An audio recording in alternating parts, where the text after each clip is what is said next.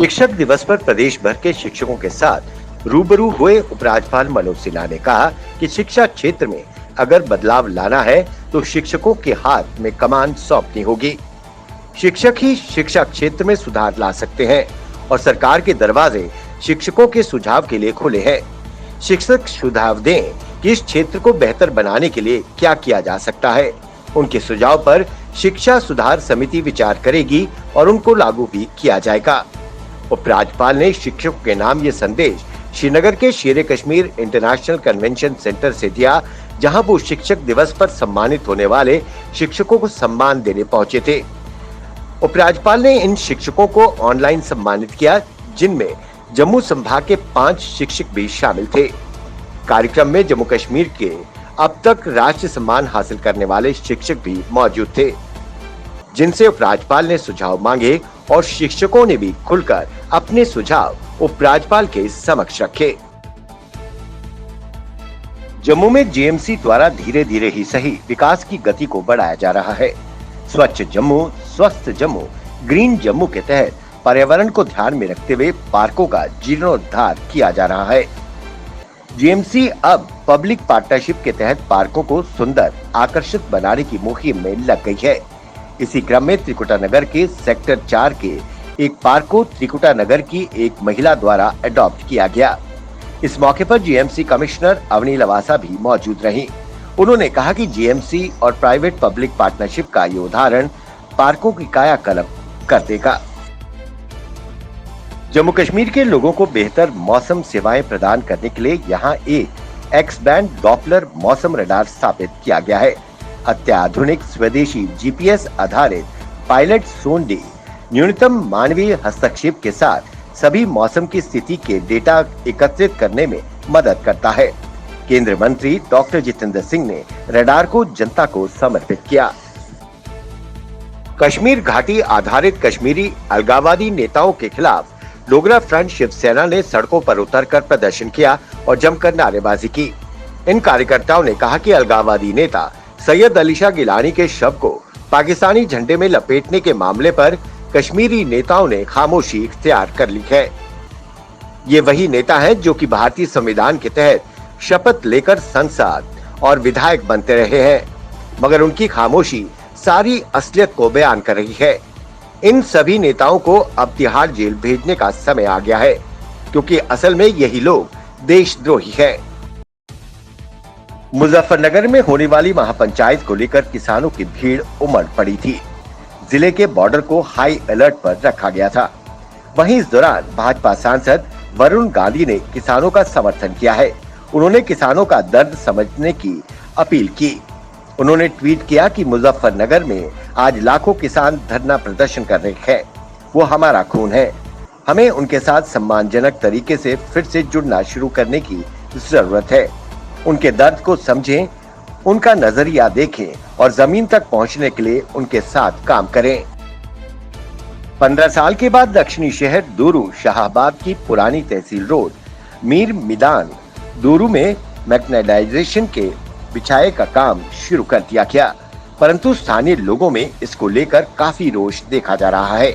उनका कहना है कि सड़क के दोनों ओर जल निकासी की व्यवस्था नहीं होने से भारी दिक्कतों का सामना करना पड़ रहा है और विभाग ने बिना ड्रेनेज सिस्टम बनाए सड़क का काम शुरू कर दिया। उन्होंने आरएनबी विभाग के अधिकारियों से जल निकासी व्यवस्था का काम शुरू करने की अपील की है। अफगानिस्तान में नई सरकार में प्रमुख पद पाने के लिए बरादर गुट और हक्कानी नेटवर्क के बीच घमासान छिड़ गया है। इसी वजह से तालिबान का सरकार गठन 3-4 दिन टालना पड़ा। इसी घमासान को शांत कराने के लिए पाकिस्तान की खुफिया एजेंसी के प्रमुख जनरल फैज हमीद को काबुल भेजना पड़ा है। दावा किया गया है कि हक्कानी नेटवर्क के नेता अनीस हक्कानी और खलील हक्कानी की मुल्ला बरादर और मुल्ला याकूब के साथ झड़प हुई। वहीं एनआरएफ ने दावा किया है कि झड़प इतनी बढ़ गई कि गोलीबारी तक होने लगी। इसमें तालिबानी मुखिया मुल्ला बरादर घायल हो गए, जिन्हें पाकिस्तान के अस्पताल में इलाज के लिए भेजा गया है। जिला रामबन के सब डिवीजन बनिहाल के मंगेट इलाके में भीषण आग की घटना में 2 आवासीय घर और एक दुकान जलकर राख हो गई। आग की इस घटना में 5 परिवारों के 2 रिहायशी घर और एक दुकान समेत लाखों का सामान जलकर राख हो गया। सड़क से दूर होने के कारण फायर ब्रिगेड की गाड़ी मौके पर नहीं पहुंच पाई। स्थानीय लोगों व पुलिस ने आग पर काबू पाने की पूरी कोशिश की, परंतु असफल रहे। आग लगने के कारणों का अभी पता नहीं चल पाया है। जम्मू में ऑल जे.एन.के रिटायर्ड पुलिस, एनजीओ और ओआरएस वेलफेयर फोरम द्वारा अपनी मांगों को लेकर प्रदेश सरकार के खिलाफ प्रदर्शन किया गया। उन्होंने सरकार से मांग की कि हमारा 1996 से पे एनोमलीज का मसला दूर किया जाए। उन्होंने कहा कि किसी भी सरकार ने ये मसला हल नहीं किया, सिर्फ आश्वासन ही दिया जाता रहा। हमें मेडिकल अलाउंस को बढ़ाया जाए। हम डीजीपी और एसएसपी से अपील करते हैं कि रिटायर्ड पर्सनल्स की ग्रीवेंसेस को सुना जाए। जिला विकास परिषद के सदस्य पंडित सुरेश शर्मा ने 15 करोड़ 30 लाख की लागत से बनने वाले एक्सीडेंटल अस्पताल चौकी चौरा में लेंटर डालने के काम का शुभारंभ किया। ब्लॉक चौकी चौरा की ये मांग बड़े समय से लंबित थी। अस्पताल मार्च 2022 तक बनकर तैयार हो जाएगा, जिससे चौकी चौरा व आसपास की जनता को बहुत लाभ पहुंचेगा।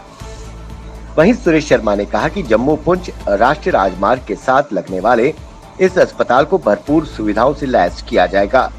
सड़क पर कई हादसे हो चुके हैं। घायलों को जम्मू या अखनूर पहुंचाने में वक्त लग जाता था, जिसकी वजह से कई लोग अपनी जान गंवा बैठे। इनके बनने से अब ऐसे हालात नहीं उत्पन्न होंगे।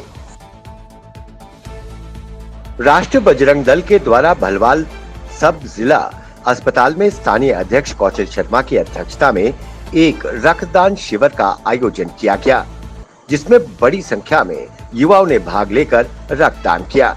इस मौके पर प्रदेश अध्यक्ष राकेश बजरंगी, जम्मू सीएमओ, बलवाल बीएमओ, सुषमा मट्टू व गरोटा एसएचओ ख्याति मान खजूरिया आदि मुख्य अतिथि तौर के रूप में उपस्थित रहे। डोडा के government boys higher secondary school में शिक्षक दिवस बड़े ही धूमधाम के साथ मनाया गया। इस मौके पर जिला योजना शिक्षा अधिकारी डोडा अयाज मुगल मुख्य अतिथि थे। इस अवसर पर मुख्य अतिथि, विशिष्ट अतिथि और शिक्षकों ने केक काटा। स्कूली छात्रों द्वारा सांस्कृतिक कार्यक्रम और स्किट के अलावा कई वक्ताओं ने प्रत्येक छात्र के व्यक्तित्व को आकार देने में शिक्षकों के महत्व पर प्रकाश डाला।